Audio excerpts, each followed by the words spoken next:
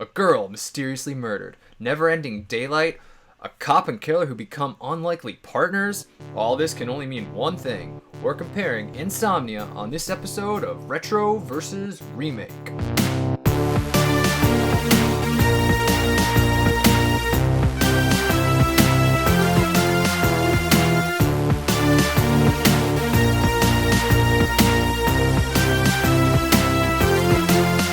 Welcome to another episode of Retro versus Remake.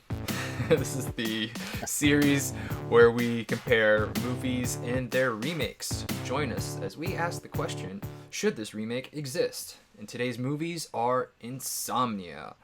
The original Insomnia was made in 1997 and is a Norwegian film. Starring, I am going to butcher a lot of names, so I apologize in advance. Starring Stellan Skarsgård, Sri Anker Ustal, Bjorn Floberg, Giskin Armand, and Maria Bonivi. I don't know. Sure. Directed by, I'm going to butcher the director's name. Directed by Eric Skudgerbark. How do you think you say it? I think it would be like Erica Skoldberg, Eric something along those lines. Probably better. Screenplay by Eric Skoldberg and Nikolaj Frobinus. Music by Geir Jensen. Okay. Insomnia 2002, the American remake, starring Al Pacino, Robin Williams, Hilary Swank, Moira Tierney, and Martin Donovan. Directed by Christopher Nolan, screenplay by Hilary States, and music by David Julian. Man, I'm butchering so mmany names here. All right, Reggie, what is your first experience with either film? Once again, my first experience with both of these films is for this podcast. Really, I just missed this one. The one being a foreign film and around the time it was filmed, I just wasn't really into movies the same way I am now, so I missed it there. And I didn't really get a chance to check out Nolan's Insomnia the first time around. So this is a first. Oh, nice. I had seen the remake before. Well, I definitely saw it on DVD. I rented it from Blockbuster because I found out that Christopher Nolan was going to be directing the new Batman movie coming out, which would be Batman Begins. So I was like, all right, let me check out what this guy can do. And yeah, Insomnia, I thought it was okay. I wasn't blown away by it. Probably appreciate it more now.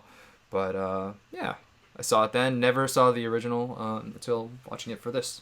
Yeah, so they're very similar films. There's some stark differences, but before we get to that, let's do a brief synopsis here. In a small town, a young girl has been murdered. The sun does not set during this time of the year. 2 detectives are brought to help the local police. The killer left no evidence behind. The police question her boyfriend, who they are pretty sure is innocent. The girl's book bag is found. The police plant the book bag back in hopes of catching the killer. The killer does return for the book bag, but finds out about the police. A chase ensues. The 2 detectives split up. Things get foggy and a cop is shot. One detective chases the killer and shoots, but he shoots his partner instead, and his partner dies. The killer then leaves his gun for the detective to pick up. The detective does not admit to shooting his partner, but he blames the killer instead. He was even able to swap the bullets. Another cop is told to investigate this shooting. The detective talks to the murdered girl's best friend. He finds out that she was sleeping with the murdered girl's boyfriend. He also finds out she was talking to an author. Eventually, the killer, author, and detective talk. The killer reveals he saw the detective shoot his partner and won't talk as long as he clears his name. An unlikely partnership is formed. Eventually, they meet face to face. The killer talks about pinning the murder on the girl's boyfriend and talks about how the gun would be good to frame him. The detective agrees. The police find out about the author and bring him in for questioning. During the interrogation, the boyfriend comes up as a suspect. The police search his house and find the planted gun. The boyfriend is arrested. Just when it seems like he's in the clear, the killer gets sloppy and eventually is discovered. After an altercation with the detective, he dies. The fate of the detective depends on which movie you see. Okay, so obviously all the names are different. Being a movie from or a Norwegian film and an American remake, so names are different. Characters pretty much the same, except our main character has different motivations in both films. So I think we should start there with our main character for the comparison, Reggie. I think that's a good place to start. When you're looking at the 1997 film, Stellan Skarsgård's character is his character's a little bit more of a blank slate at the beginning of the film, in a way that you don't see in the remake.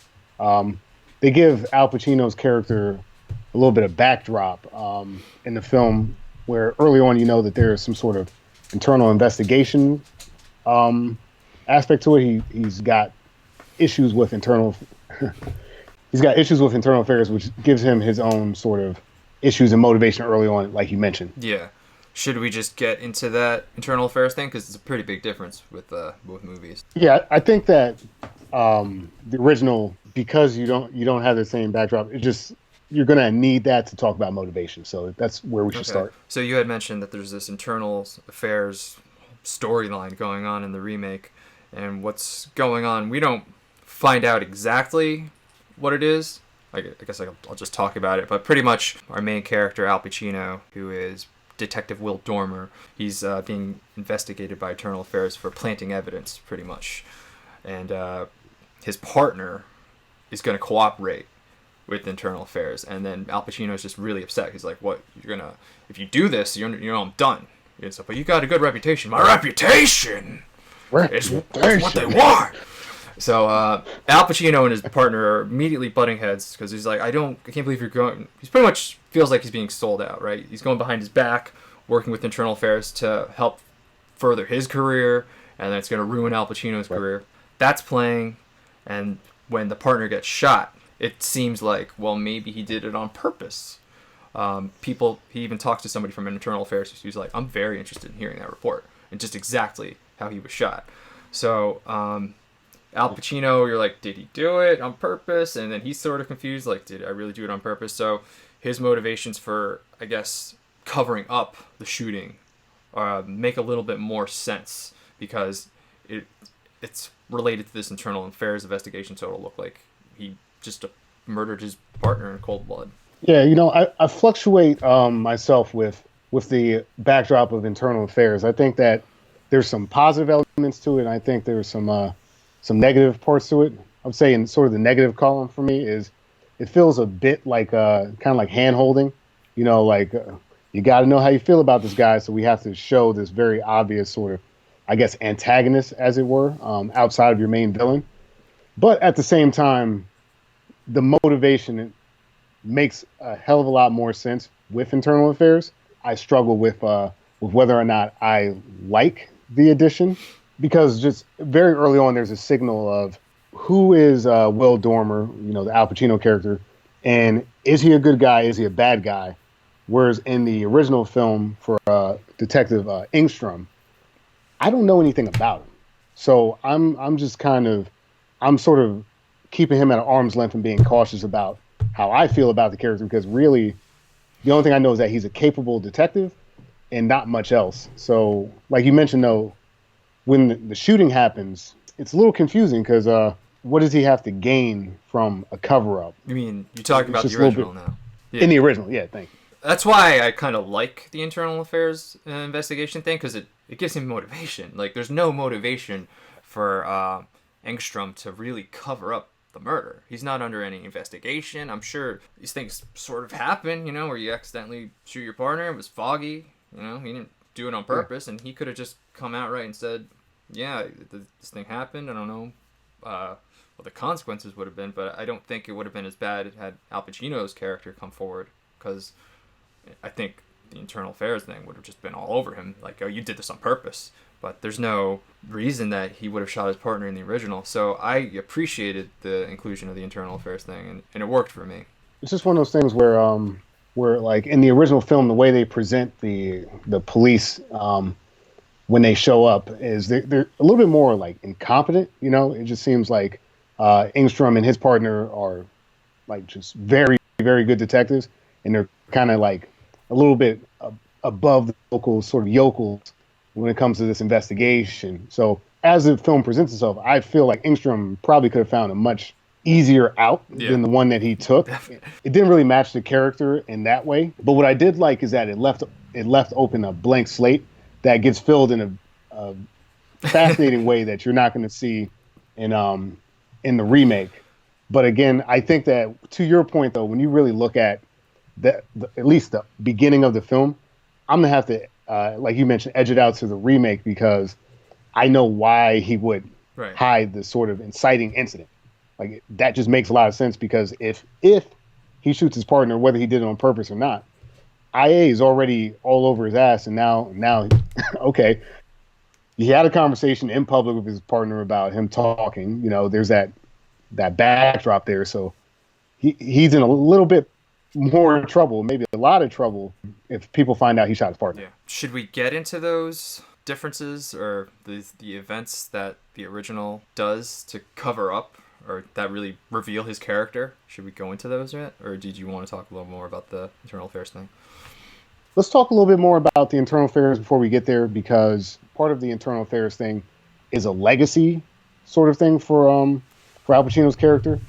There are some things that we will talk about later on, sort of to your point just now, that tie into what his career as a cop really is, like versus what's being presented. But I think it's important to note that part of Al Pacino's motivation is that if it's found that he's sort of a dirty cop, which we don't know, that could have implications on some of the people that he's put in jail. And he's very concerned about people getting out of jail because, you know, they find out that he was a sort of a tainted cop.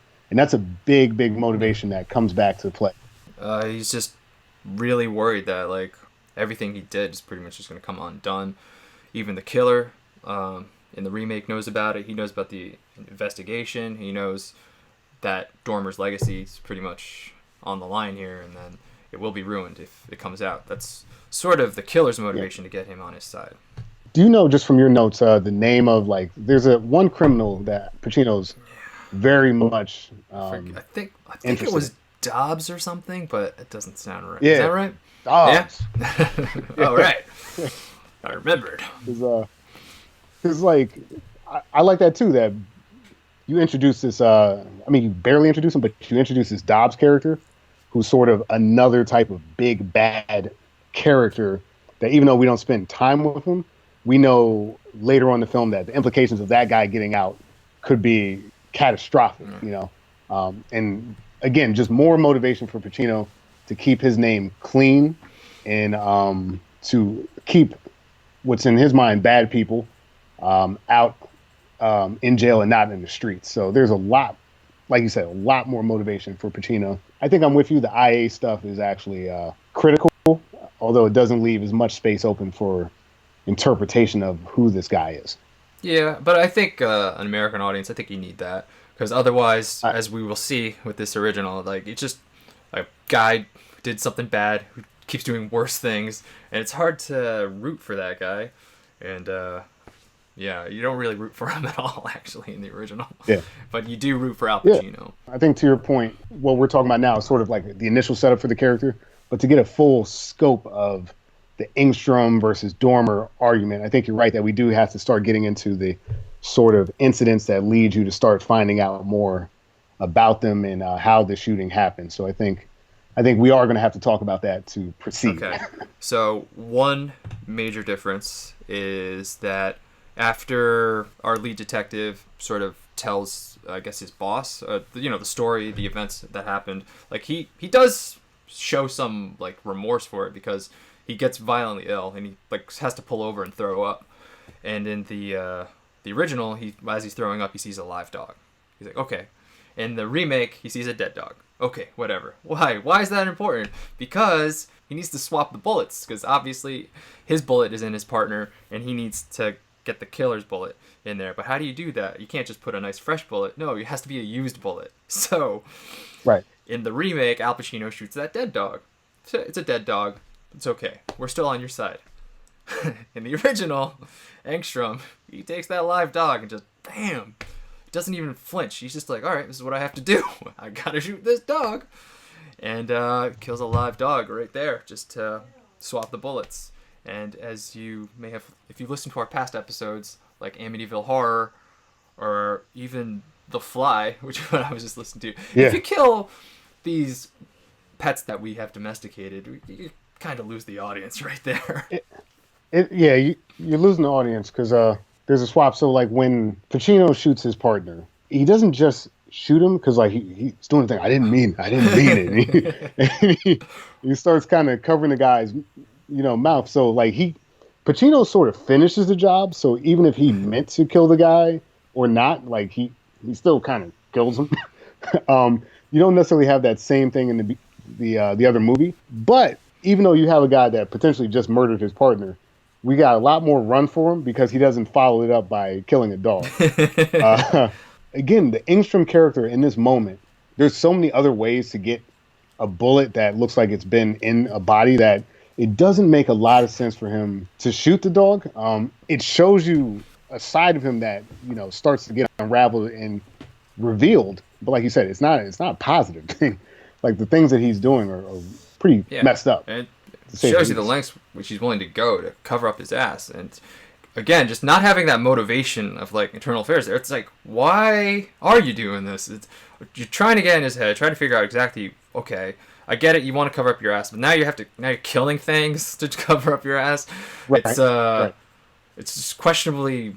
They're just questioning his motivation the whole time, I guess. And it would make more sense if Al Pacino shot the dog, because like he's got a lot more on the line. But I don't know what this Engstrom like really has on the line. It just shows you like, yeah, all right, this is a solution. I haven't really thought out many solutions, but this one's in front of me, so I'm just gonna take this road, and here I am shooting a dog. So again, just hard to root for that character in the original, and I don't think you're supposed to. So. I guess technically, yeah, this is like kind of like strike two, strike one, he shoots the partner. Strike two, he shoots a dog, which is like, all right. And then we start to see more and more behavior from this character that's just, some would argue, irredeemable. I think that it opens up what I find interesting about the movie, that there are actually a lot of parallels with the killer in this first film that you don't necessarily get in the remake. I think Pacino, to me, feels like a man that's up against it. Like he's got the IA pressure. He's got pressure of killing his partner. He's got the pressure of if Dobbs gets out. And it causes him to make some choices that he probably wouldn't when it comes to, as we mentioned, his work with the killer. Whereas this other guy, I don't know, he seems to kind of revel in this stuff in a way that's unsettling because there's no, like you said, there's no motivation for him to do a lot of stuff. So it starts to put you in that kind of sociopath territory for a guy that's supposed to be our kind of protagonist, who's supposed to be our lawman. And within the first 20, 30 minutes of the movie, he's killed his partner, killed a dog. Oh, and there's more coming, by the way. Yeah. That's a good point that you brought up, though. The original, he definitely is more like the killer in that original movie than in the remake. The really only difference is that he has a badge in the original, and he maybe is a little more successful with the ladies. I guess we should mention here before we get into the next detail that the original is definitely a little more sex sprinkled throughout the original. That's definitely not in the remake, which leads us to Engstrom's other thing that he does that's not quite right. Is he goes to the school where the girl was murdered, and then he picks up one of her friends, I think her best friend. Al Pacino does the same, and then they both drive to where the body was found. But on the way, in the original, I'll start with the remake because it's always easier there. In the remake, he's acting a little funny. He's getting a little sleepy. He's driving a little crazy, playing chicken with a truck on the road. You know, he's not necessarily a Boy Scout, but he's not necessarily doing anything breaking the law or like anything evil. It seems more like kind of like this guy's done interrogations and stuff like that. So it seems more like a scare tactic than he's unhinged. He's just trying to like put her in a weird headspace so he can ask more questions. I mean, there's one quick shot where he kind of glares at her leg, but he doesn't really do anything. There's no follow through. You don't see him like thinking about it or anything. It's just like, okay, it's good. It's an old Al Pacino, 17-year-old girl. Stay away. Good. Right. They don't go there. Yeah. The original, though. The original. He's just shifting gears while he's driving her to the dump site. and his hand accidentally brushes up against her leg, and then his hand proceeds to go on her leg, then up her leg, then between Yeah. her Yeah. legs. And yeah, Right. we have our lead detective pretty much sexually assaulting this minor in his car. So, Right. yeah, go ahead, take it, Reggie. Right. To sort of your point just a moment ago, the film is a lot more sexual, and in this case, and I think something that you can get in a foreign film that you're not necessarily going to get in a Hollywood type film, especially not with like the stars that you have in this remake. You're not going to get Al Pacino on screen, messing with someone that's being portrayed as a minor on screen. It doesn't play. Doesn't give you a lot of good places to go with this protagonist. In the original, like, what's interesting about that is one, it's screwed up is the main thing. But then two, like, what's he doing? He's investigating someone that sexually assaulted a minor and dumped her body. So like, we're knocking on the door Yeah. at this point, like, so like we were saying before, what are the differences between this guy and the villain? And the other question is this something that he's been doing? Like you said, is this badge giving him sort of like the freedom to get away with crimes? I mean, clearly, at least two so far that we know of. So how long has this been going Yeah. on? It's a big question mark. Yeah. Again, just going back to the parallels with him and the killer, it's like he's doing the same thing. This is what the killer did. He tried to get with this young girl, old guy tried to get with the young girl, but when he did it, she laughed at him. When Stellan Skarsgård's doing it, she's not resisting. So he has the badge, so he's technically the good guy, and he's not hearing a no, I guess. Right. It's Right. still very, very wrong, but he's not getting the no, and he's not. I don't know. Maybe he would like snap and kill if he did get a no. We don't know. We never see him in that situation. Maybe, like there's that intimidation factor. Like he thought that she could unravel his plan, as it were, if he has one, really. I think that he would be very capable of killing, someone. So it's a big question mark as to who is the good guy. I don't know who the good guy is here, because the good guy is a pretty bad guy, and I think that the mental side of both films, that the insomnia and like what shooting the partner is doing to their minds, they're manifesting themselves in similar but very different ways when we're talking about how far they're willing to go. And I think a plus of the original film is that, like I was saying before, that duality lets you see just how thin, I guess, that line between good and evil, as it were, can be. Just how gray things can actually be. But I don't know if it's worth it, especially for the remake. I don't think it's worth it to go that route because, again, for the audience that they're going for, it's just not going to play very well. Yeah, I kind of agree with you there. I think the duality is an interesting concept that the remake just doesn't have, but it's really hard to want to go on that journey. It's like, why am I even watching this? This guy's a piece of shit, and that guy's a piece of shit. It's like, I don't... why am I watching this again? Right, So right. I appreciate what the remake did. I guess they Hollywooded it up and just made it a little more palatable, I guess. So Yeah. you can go on that journey with Al Pacino the whole time, because if he was just doing bad shit, it's just like, why am I watching this? So it's an interesting concept, but I think it's a smart choice for the remake to deviate from that a little bit, because I just don't think, like you said, audiences wouldn't want to follow that. No. I mean, ultimately, like for your average film, this one's what kind of bothered me about the IA stuff, the internal affairs stuff, was that it kind of put it more into like a more sort of a standard film that you've seen before, like the dirty cop kind of mystery. But you just couldn't do that original film with that cast, with that director.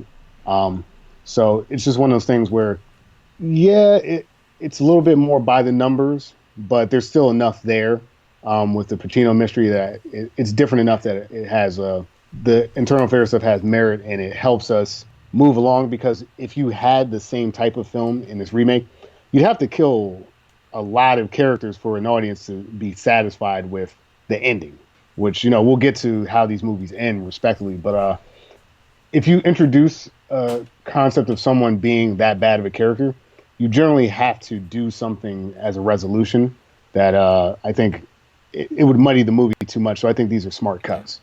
Great. Should we go over more of Engstrom's greatest hits here? I think that because we are talking about the duality, maybe we talk about Okay. the sort of the bad Okay. guy That's fine. because a lot yeah a lot of the other stuff happens after we meet the bad All guy. right. So just start off by saying our killers are Bjorn Floberg in the original, who plays John Holt, and Robin Williams in the remake, who plays Walter Finch. Where do you want to start with those guys or their portrayals? Let's see. So fairly similar in terms of Yeah. backstory.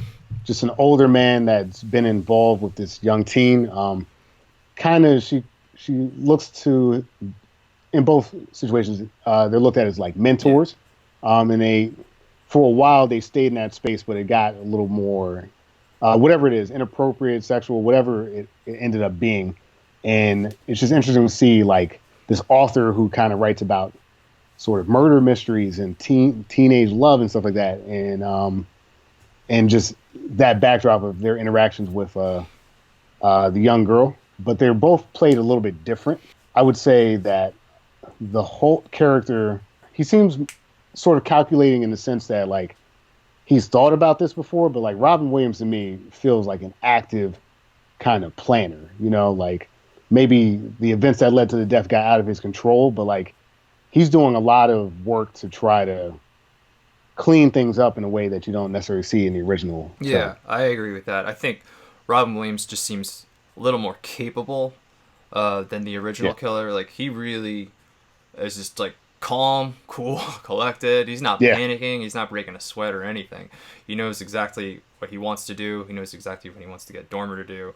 Like, he's definitely not like a typical killer. There's nothing like scary, I guess, about him. Definitely creepy, but his demeanor, just the way he like the way he talks to like Al Pacino's Dormer, he tries to like be his friend and stuff. He's like, I haven't slept. It took me like 5 days. You might break my record. So he's like trying to be personable with him at the same time, trying to relate to him in ways that the killer doesn't in the original.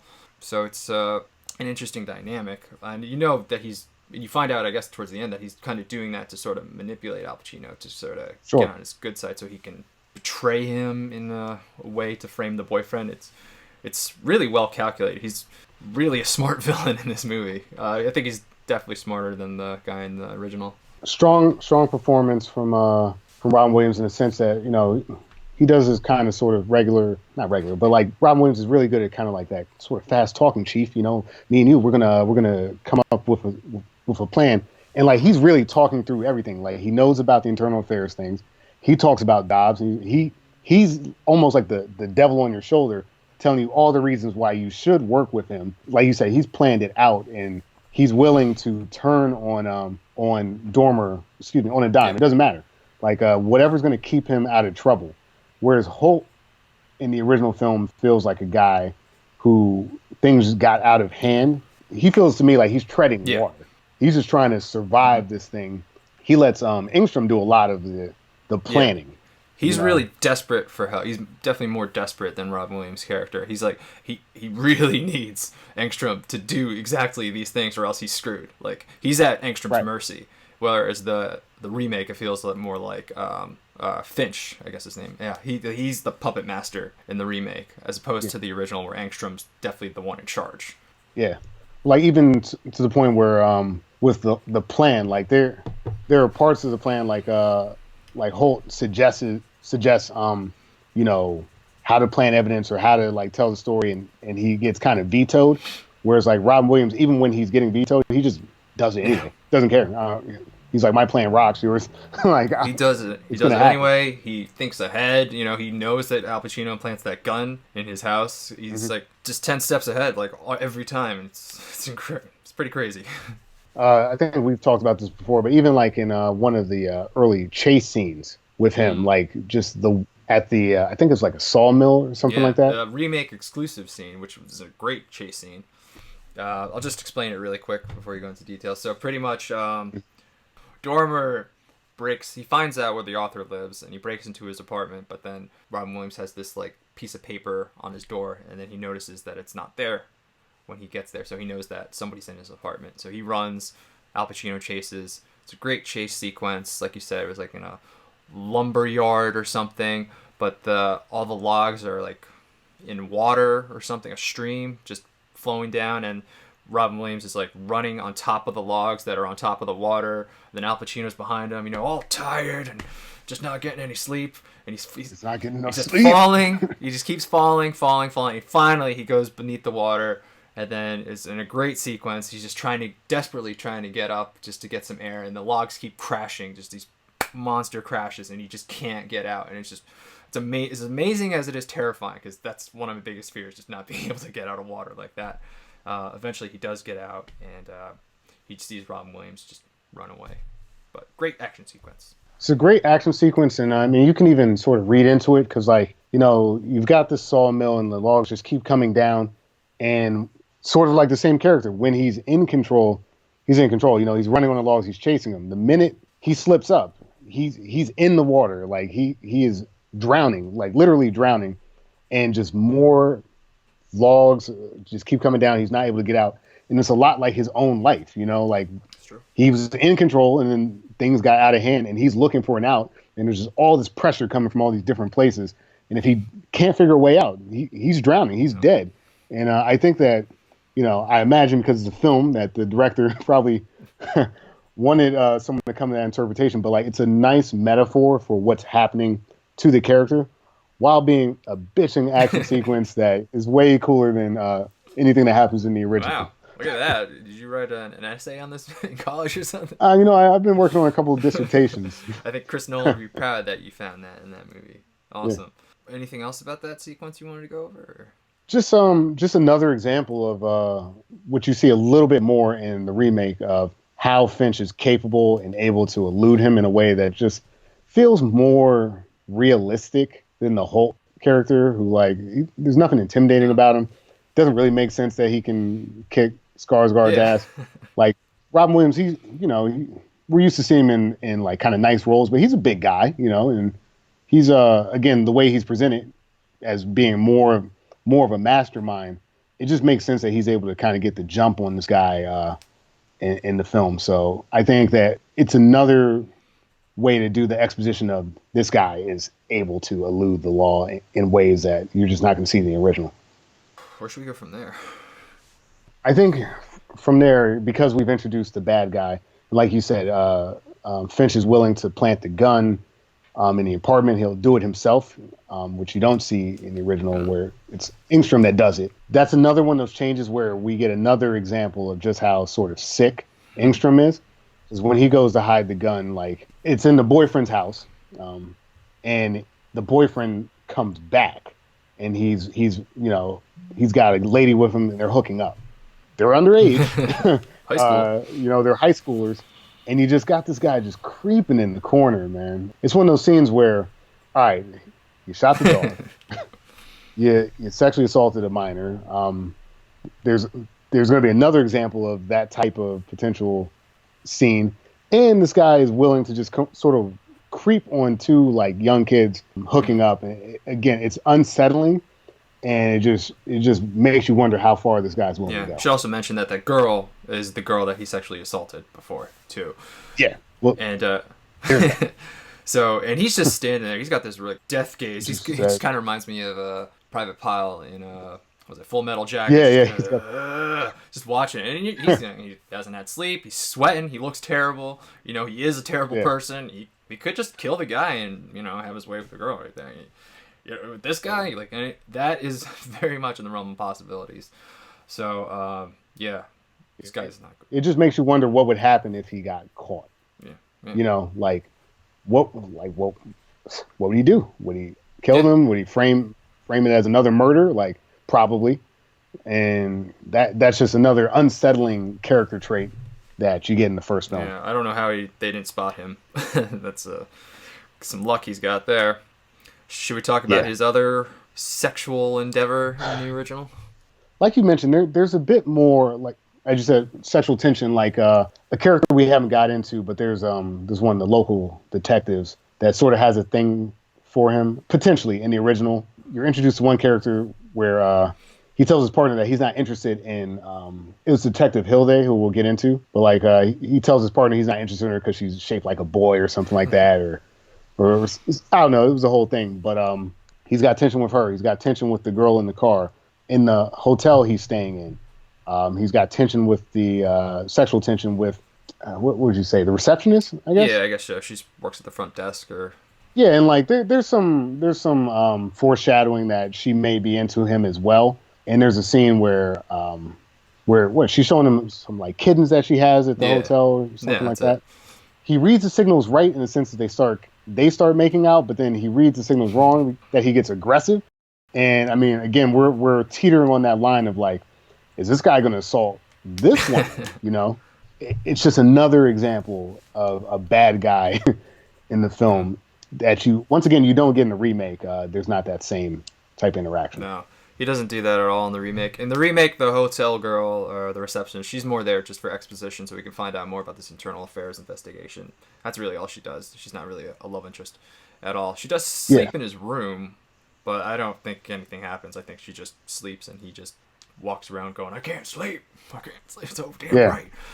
From an exposition standpoint, it's actually a very strong scene again in the remake where you get this sort of flashback type of situation. He's talking about his internal affairs thing, and that basically this Dobbs guy is a child murderer, and Pacino's willing to do whatever it takes to put this guy away, and he's not really finding the evidence that he needs, so he kind of makes it, you know. But in his mind, and he might be right, you know, that's the one thing that we don't necessarily know. In his mind, this guy is guilty, and he doesn't want this guy falling through the cracks because if he's willing to kill a kid, you don't want a guy like that on the streets. So you get the motivation for why he does it, but then again, it's like no good deed goes, you know, unnoticed. So the steps that he's willing to take potentially one has put his career in jeopardy, and two, again, there's that ambiguity. All right, you think he's guilty, and I think they give you enough about Dormer though to make you think that the guy probably is guilty.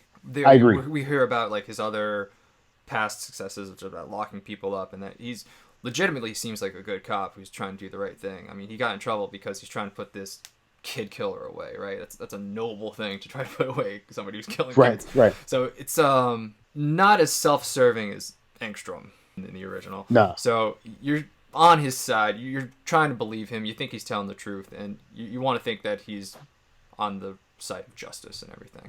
And honestly, the way the movie presents it, you could see this as sort of like a one-time sort of deal too. It's like he's just looking in the face of unspeakable evil, and he knows that he can't let this one slip away. So he's willing to sort of cut corners, as it were, whatever it is. What basically he's willing to take this guy down, even if it means risking it all. And it turns out he is risking it all. And that manifests itself years later. I think it is just the one time, because when he's talking to his partner earlier, his partner's like, "Hey, they got nothing on you." And then he's like, "What about Dobbs?" He immediately brings that up. He wasn't worried about anything else, but he knew about that Dobbs, and he knew that would just haunt him like for as long as it does. It's pretty crazy. Yeah. So I think he's pretty much on the up and up, except that one time, just the one time. Yeah. There is that sort of plausible storyline that this is a sort of one-time deal, that he is overall a good cop. I'm trending the complete opposite way for Detective Engstrom, where it's like, okay, just because the insomnia is happening and it is messing with both the characters' mental health and their ability to make rational decisions. I don't know. Engstrom seems so much more calculated, and it seems like he's been here before. Like just the frequency of terrible things that he's doing just shows a pattern of behavior that makes you wonder about this guy. And there's not enough. I'm not getting enough sleep in the world to make you say that to justify anything that he's doing. Yeah, he doesn't have any like moments where he's sort of questioning what he's doing. Like, am I doing the right thing? Maybe I should just come clean. You know, he never has that. He sort of does what Al Pacino's character does. He crossed the line. He didn't even blink.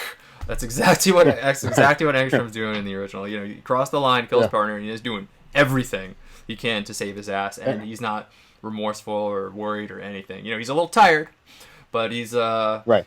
When it comes to morals, like, am I doing the right thing? That's not an issue for him at all. No, and I mean, he's literally willing to let the boyfriend go to jail for his crime. You know what I mean? Like, all right, this is a solution. I'm gonna put this gun here, and that kid's gonna. he's gonna suffer. Like it's a well acted scene in the original when they take in the boyfriend and he's saying that he didn't do it because he literally didn't do it. Yeah. The actor really portrayed the trauma were of being accused of this horrible crime and knowing that your life is falling apart. So even though he doesn't get a lot of screen time, just his anguish versus again this cold stare back from Engstrom is just another example of the lack of humanity of this character who presumably is our lead. Our lead, not our hero, but definitely our lead. Just going Yeah. back to that, yeah, another example of just how Engstrom and Dormer are different. Like Engstrom's, like we said, he's willing to save his own ass. He's following Halt pretty much to a T. That plan, like you said, planted the gun. In the remake, though, Al Pacino he is following Robin Williams' character. He is doing what he's saying, but he's the whole time he's just sort of buying time until he could find that dress. Because once he finds that dress, then he can plant it on Robin Williams. So he's working with Robin Williams, but he has this other plan, like sort of in motion as well. So he's always this good cop the whole time. He never, every time he does something bad, I should say, he has a plan later to sort of fix it. Except for the whole cover-up thing about his partner. We're not sure what he ultimately wants to do with that until the very end. Yeah, I think that with the partner, again, like we were saying before, he finds himself in this situation, and it's potentially advantageous to him, and he can't really recall. Like, he doesn't know. Like it is that internal struggle. Did I do that on purpose? And he doesn't really know the answer to that. And the less sleep he gets, the less clear it becomes. It's like, maybe I did do it on purpose. Like he keeps remembering it throughout the movie, and then it's like the fog is like less and less each time. So it's like, maybe I did see my partner, maybe I did shoot him. So he's really suffering this whole time. That's a great point you have too about like the fog. Like because a lot of what makes the movies work is they're in places that are just bright almost 24 hours a day.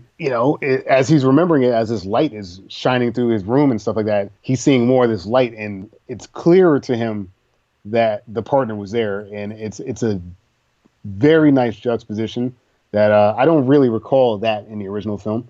I don't think that's there in the same way. I don't think it is. I think it's a great call, you picking that up, because it's a nice play off of the mental sort of health and the fog and the brightness. What is real? What's not? His mind is foggy, but is it actually more clear? He's just denying it. It's a beautiful touch that serves the movie very well. Yeah. I think Dormer. He's the good cop between our two cops, so he definitely seems more affected by the fact that he shot his partner. I mean, Engstrom's still affected. He's seeing his dead partner. He's hearing his dead partner talk about that story about people coming into his room and stuff like that. So he's definitely affected, but I don't think he's as remorseful or, as affected as Al Pacino's character. As you're saying the term "good cop," it actually was making me think about another one of the characters. So if you want to, we could talk about sort of the female leads in the film. Yeah, we have our female cop. She's the cop that was assigned to investigate the shooting, and she's portrayed. We've Giskin Armand as Hild Hagan, and Hilary Swank as Detective Ellie Burr. And they both sort of have the same role, but they're definitely two different portrayals. Very different portrayals. The term "good cop" jumped out at me for the Hilary Swank character specifically. She's a little bit more of a rookie, a little more green. This is really her first big case, and she's kind of like fangirling for Al Pacino's Dormer. I think she wrote college essays about him. So she knows all his work. She knows all his cases that he worked on. So she has a very extensive knowledge of all the things he's done.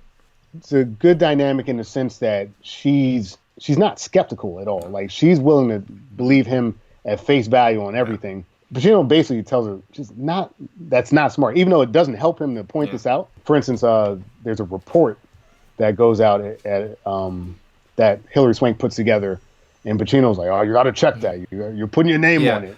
That's a weird scene, because he pretty much would be in the clear. All he has to do is sign it, and then that investigation's over. Nobody would have found anything. But something in him I think it's that good cop in him coming out again.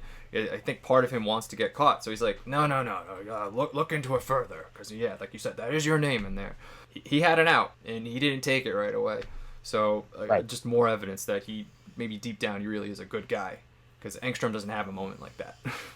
No, and the Engstrom dynamic with Hilde is a bit different. I would say that to me, Hilde sort of fits your closer to your kind of internal affairs part of the story. I mean, not even remotely close because it's not Yeah. the same thing. But Hilde is more of a veteran.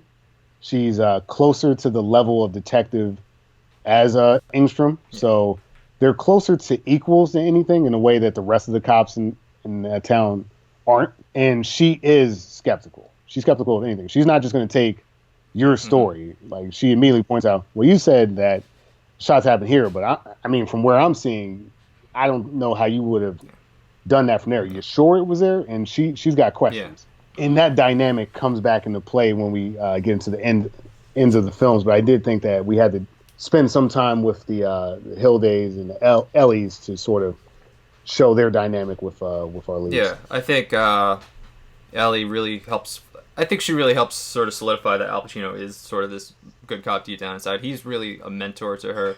You know, he shows us just like everything he's learned. You know, by teaching her, we're learning about him and what he knows. So he really does seem like a good cop when he's mentoring her. Like you said, Hildy, she's more experienced, so Engstrom doesn't have to, give her any knowledge or anything. And she really doesn't do much. Like she doesn't really have like much of an arc compared to Ellie.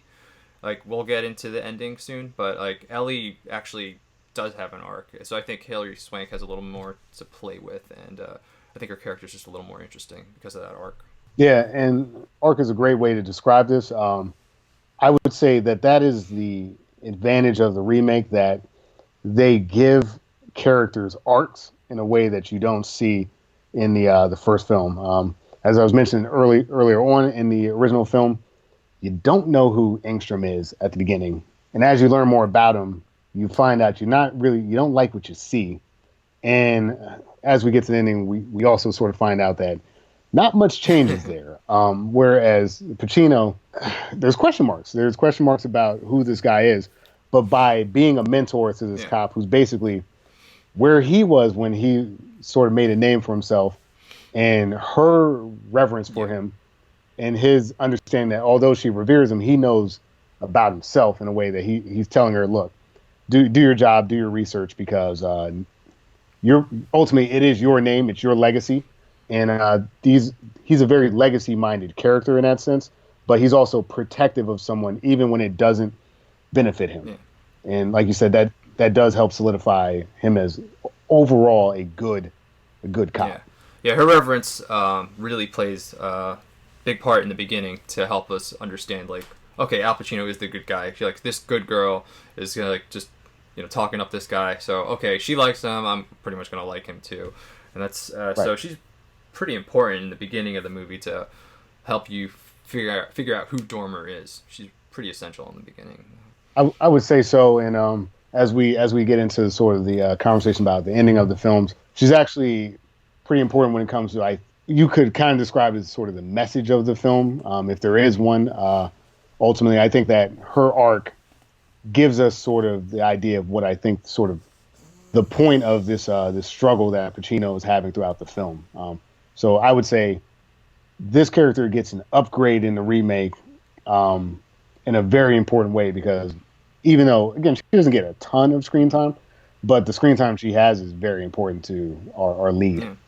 Well, her arc has a lot to do with the endings. So should we just go into the endings right now? Yeah, we could talk about the Okay. endings.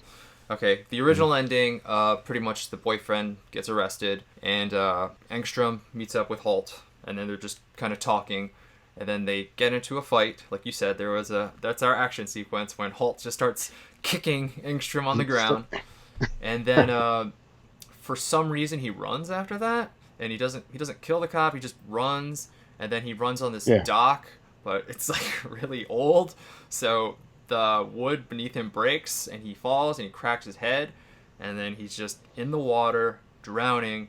Engstrom's just walking over very slowly. He's really tired, he just got beat up, and just watching Holt drown. Holt drowns, he's dead, and after that Engstrom goes to Holt's house, rips it apart looking for that dress, and he finds it. So I guess yeah. you're led to assume, you're never told outright, but I guess you're led to assume that he plants the murder on Holt and probably frees the boyfriend. You probably, I don't know, but this cop, maybe he didn't. Maybe he just wanted the dress. Yeah. I don't know. But you're led to assume that. And then afterwards is when Hildy comes up to him with the bullet, kind of just places it on the table next to him. He's like, found your shell at the crime scene, and just leaves. And our our lead is just free to go, and ends on a freeze frame with those creepy eyes just looking at you as credits roll. It's basically like the end of the music video for Thriller. Like the guy looks back and the eyes are like a creepy color, and we just fade just to needed black. a creepy laugh over it, and it would have been perfect. Yeah. Yeah. It's just the fight sequence too. Like you said, I struggle with it because like immediately the gun just fell through a crack, and now you got to watch this fight. Like you said, this guy was willing to kill someone else. Why isn't he willing to kill this guy? He just runs for it. Yeah, it was really weird. It kind of came out of nowhere, and it just took me by surprise. Like, why are they fighting? They got away with it? What's happening? It was a little hard to follow, and it just kind of ends. It's not really satisfying how it ends, because he just accidentally dies, and he lets him die. I didn't think it was as satisfying as what the remake does. Yeah, and even more so when you get to the point where Hilde, who's been this skeptical sort of figure throughout the film, finds a bullet. She can tell it's his because there's like a special bullet. Is he from Norway or something like that? He's from, I think he's from Sweden. Yeah, he's from Sweden. I think they're in Norway. Yeah, they're in Norway.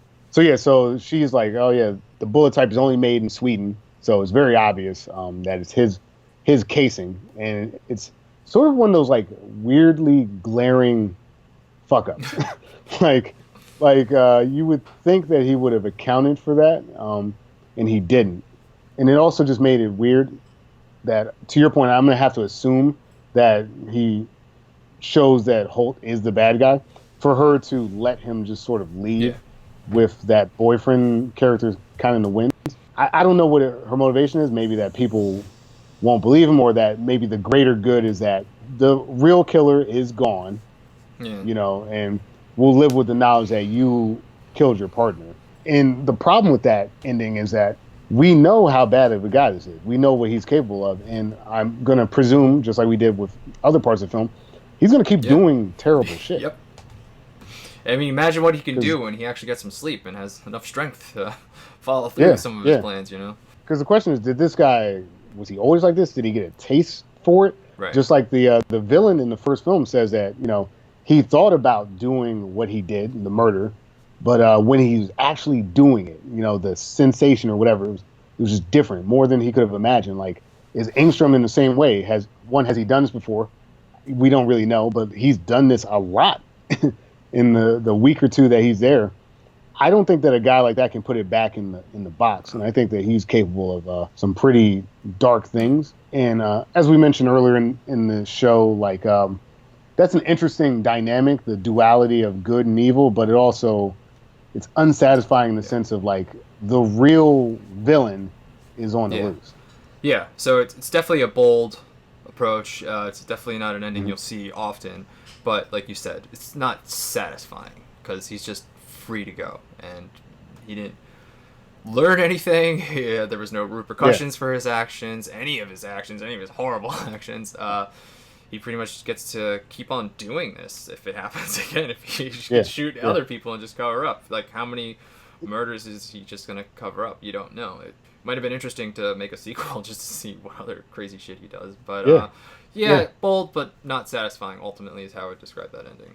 Yeah, I would say so. Like I found on my sort of a run through of the film, I was fascinated that they were willing to go some of the depths that they went. I was fascinated with the idea of sort of the killer and the lawman. There's not much of a difference. Yeah.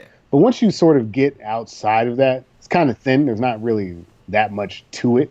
And like you said, there's no real arc. So he does bad things and keep doing bad things. Got away with it. He'll probably do more. And I'm glad that there's not more that I need to see of it, because like what I did see was pretty shitty. Yeah. It's a very different ending from the remake, which I guess we'll get into now.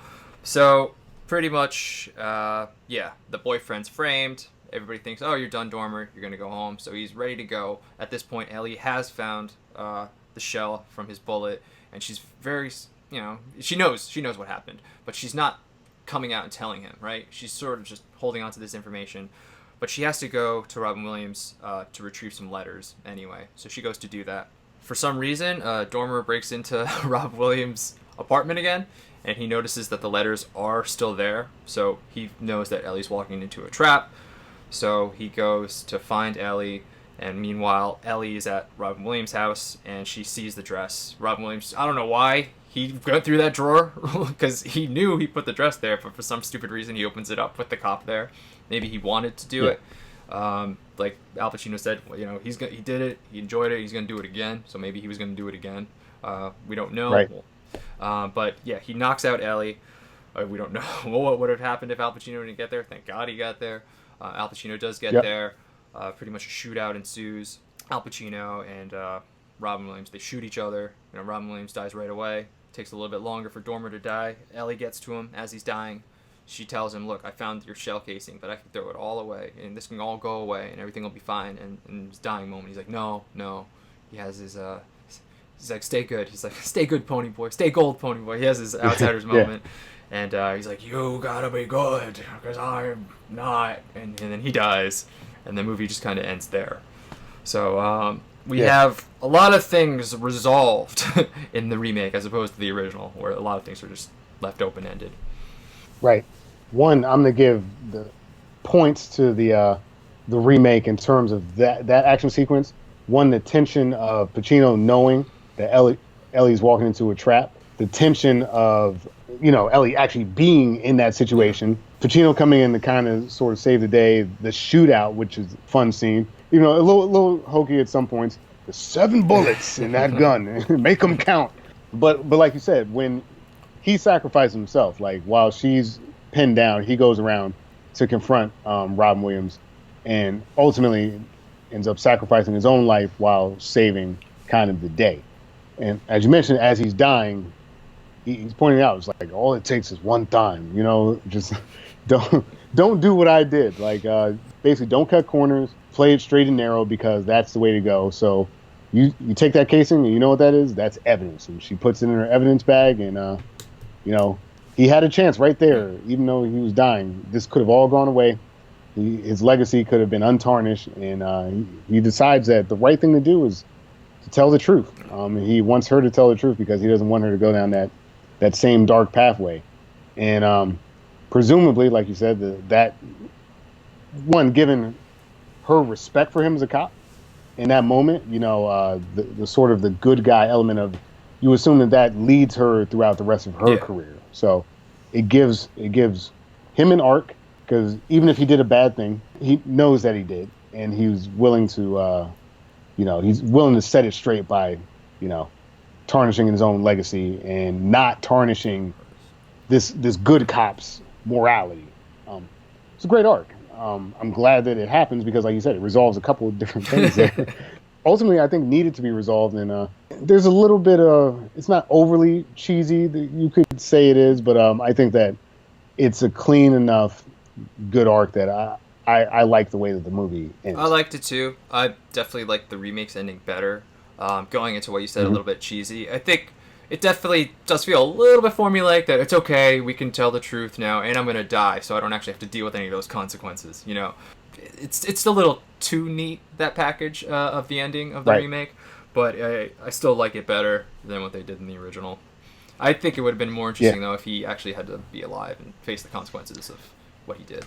Yeah, I think that to that point, that the one sort of downside to the remake is that it feels extremely safe, given the subject matter.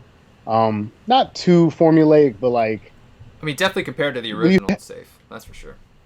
Oh, for sure compared to the original. But like, when you look at like Al Pacino, Robin Williams, Hilary Swank, they're all doing a good enough job, but like I feel like I wanted something more. I think that there was a place to explore the darkness in the Robin Williams character a little bit more than what we get. I think there's somewhere to run with the Pacino character that's a little bit more. But this is pretty early in Nolan's career. This is really his first major kind of like film.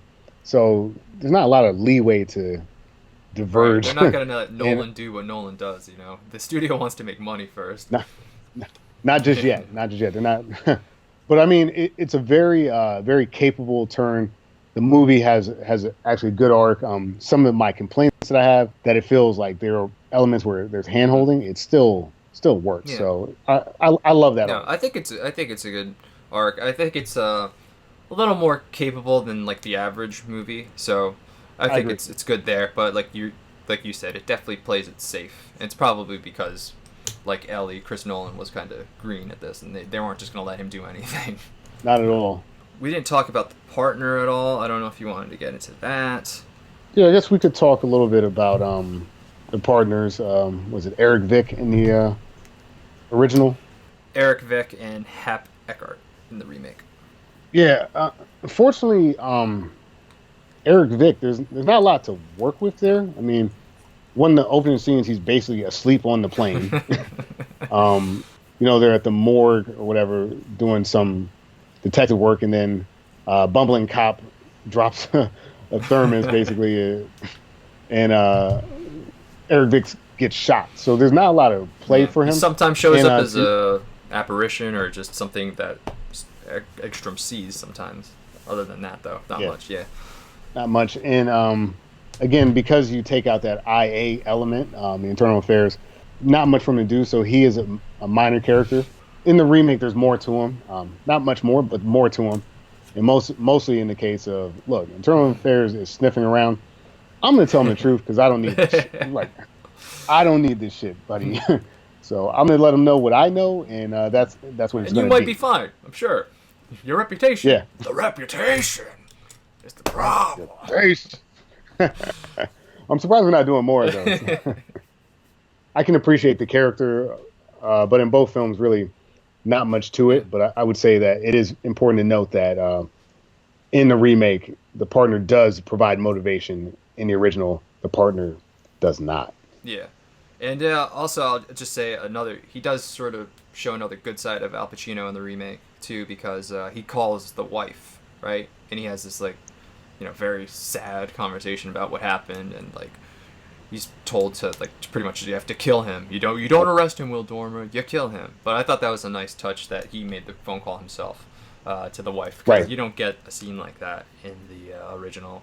I mean, I don't even know if he was married, because you don't know anything about him. Yeah, So. you know, yeah. Another showing of Al Pacino being a good guy.